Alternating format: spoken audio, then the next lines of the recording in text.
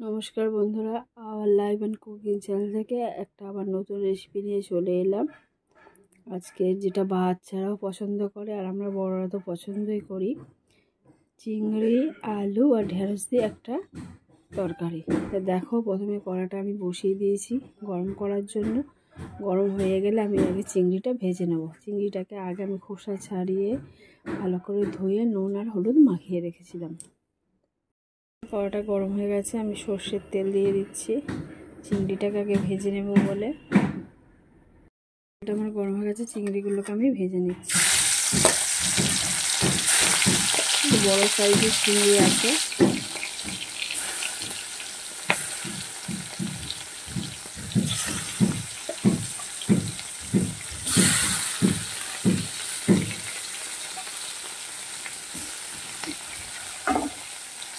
চিংড়ি খুব বেশি ভাজতে হয় না, অল্প ভেজে 30 সেকেন্ড মতো নেড়ে চেড়ে নামিয়ে নিলেই চিংড়ি ভাজা কমপ্লিট হয়ে যাবে।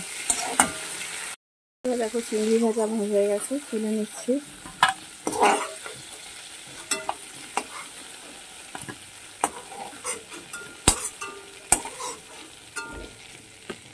আর সামান্য তেল দিয়ে দেবো, আলুটাকে ভেজে নেব।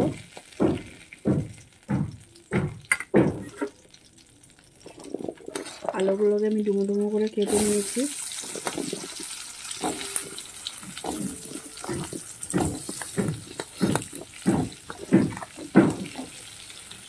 আলুগুলোকে আমি লাল লাল করে ভেজে তুলে নেব। বন্ধুরা, আলুটা দেখি কড়াইতে ভাজা হয়েছে।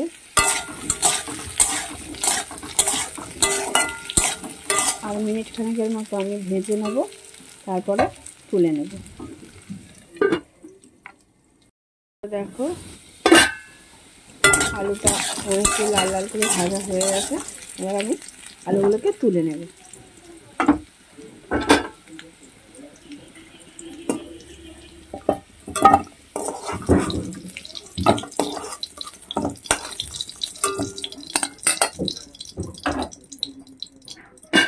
এবার যা তেল আছে ওই তেলেই আমি ঢেঁড়সটাকেও ভেজে নেব।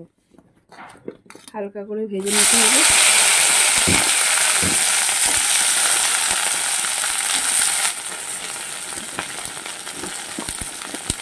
বন্ধুরা, ঢেঁড়স স্বাস্থ্যের পক্ষে খুবই উপকারী। প্রচুর পরিমাণে ভিটামিন আছে, আয়রন আছে। বাচ্চাদের পক্ষে তো প্রচণ্ড ভালো। হালকা করে আমি ঢেঁড়সটাকেও ভেজে নিচ্ছি। ফিরে এলাম। অনেকটা ভাজা হয়ে গেছে। ঢেঁড়স খুব বেশি ভাজার দরকার নেই, এই অল্প যা ভাজা গেছে ওটা আমি তুলে নেব।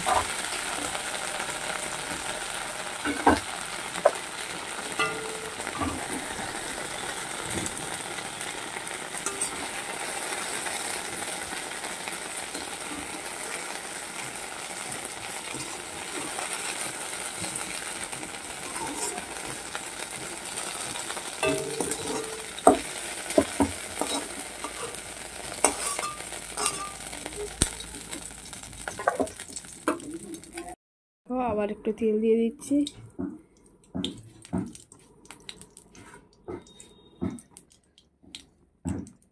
এবার একটা পেঁয়াজকে আমি এরকমভাবে টুকরো টুকরো করে নিচ্ছিলাম, সেটা দিয়ে দিচ্ছি। এই রান্নাটা করতে খুব বেশি কোনো জিনিসের প্রয়োজন হয় না। পেঁয়াজ, টমেটো, কাঁচা লঙ্কা আর আলু, ঢেঁড়স দিয়ে রান্নাটা করা হয়। ভালো করে ভেজে নেব। খুব বেশি ফ্রাই করতে হবে না, হালকা করে ভাজলেই হয়ে যাবে। পেঁয়াজটা কিন্তু অনেকটাই ভাজা হয়ে গেছে। এবার 4টে কাঁচা লঙ্কা ছিঁড়ে আমি দিয়ে দিলাম। এতে গুঁড়ো লঙ্কা ব্যবহার হবে না, কাঁচা লঙ্কা দিয়ে পুরো রান্নাটা হবে। এবার একটা টমেটোকে কেটে রেখেছিলাম, সেটা দিয়ে দিচ্ছি।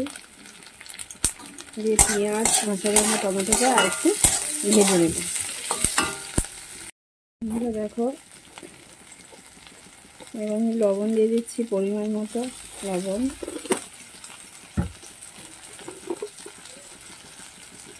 হলুদ দিচ্ছি 1/2 চামচ।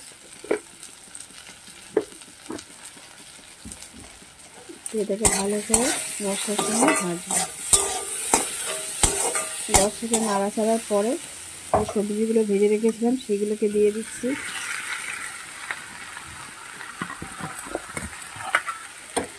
সবজির সঙ্গে মশলাগুলোকেও ভেজে নেব।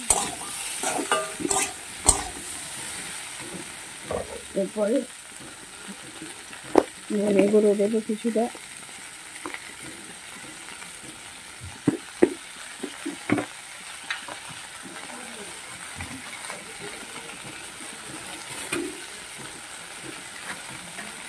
যেহেতু আদা রসুন দিনের সেজন্য ধনে আর জিরে গুঁড়ো একটু দিয়ে দেবো।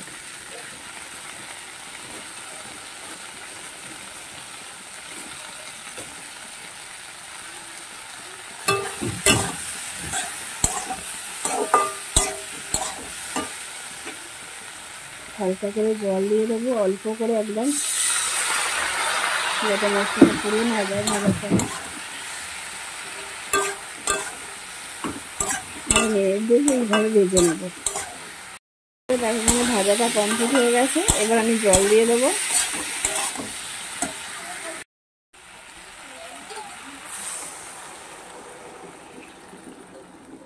বন্ধুরা, খুব বেশি জল দেওয়ার দরকার নেই, সবজিটা সিদ্ধ হওয়ার জন্য যেটুকুনি জল দরকার ততটুকুনি দিলাম। দিয়ে আমি চাপা দিয়ে দিচ্ছি। 2 মিনিট পরে, ঠিক 2 মিনিট পরে ফিরে আসছি। ফিরে এলাম, দেখো দেখি আলুটা অনেকটাই সিদ্ধ হয়ে গেছে, অল্প বাকি আছে। চিংড়িটাকে আমি দিয়ে দেবো।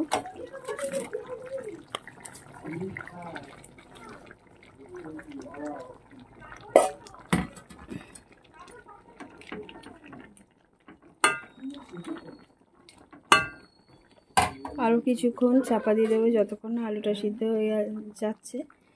বন্ধুরা, আমার এই রেসিপি যদি তোমাদের ভালো লেগে থাকে একদম ঘরোয়া পদ্ধতিতে, তাহলে অবশ্যই একটা লাইক করে দিও, পাশে থেকে সাবস্ক্রাইব করে।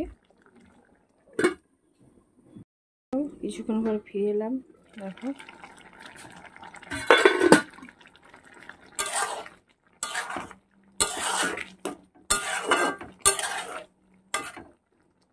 আলু একদম সিদ্ধ হয়ে গেছে। অফ করে দেবো।